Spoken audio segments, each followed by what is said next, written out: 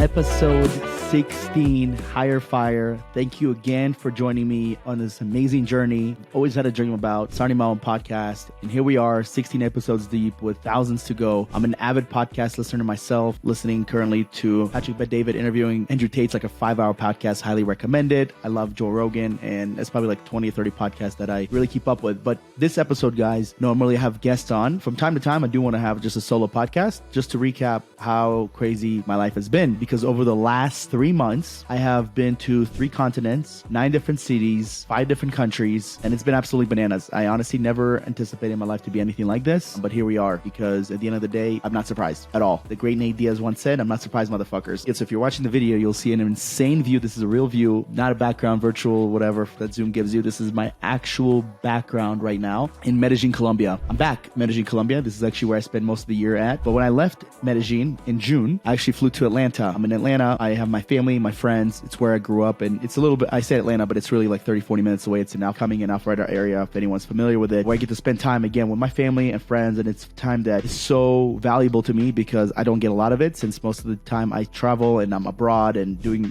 working. Even when I am home, I am working a lot. So not only did I get to spend amazing time celebrating my sister's birthday, she's 17 years old, shout out to my sister. I also went to 3 concerts of artists that 2 of them I've never seen before. One of them I have seen many years ago, Russ, Machine Gun Kelly, and Mike, over the course of 3 weeks. So literally every week I went to a different concert, and with my current roommate Eric to one of these shows as well, which was absolutely amazing. So I'm a big music fan. June was packed with concerts and family time, sister's birthday. I haven't seen my family. June, the last time I saw my family was January. So it was about 6 months since the last time I see my family. Now, obviously we talk all the time. It's not like, I don't keep communicating with them. It's just seeing people in person and, physically being there is a little bit different than FaceTime. So that's the first thing. Then in July, I flew to Israel. I'm actually, for those of you who don't know, I'm from Jerusalem, Israel, born and raised there up until the age of 11 and a half. And in December 2006, moved to the US. So my grandparents, my cousins, and some of my childhood friends are still there. So I got to obviously visit them. My grandparents are a bit sick right now, which was the main reason that I went to see them to Israel. Because honestly, if my family wasn't there, I'd probably not go back to Israel for a long time. It is incredibly expensive. People always ask me if it's safe. I've been back 5 different times in the last 12 years, and we never ever encountered anything bad. We go out, we went to different cities. I've never ever experienced anything bad. But this past time, and I'll get to it at the end, because there was an instance where I almost got very unlucky. So spent time with my grandparents, which is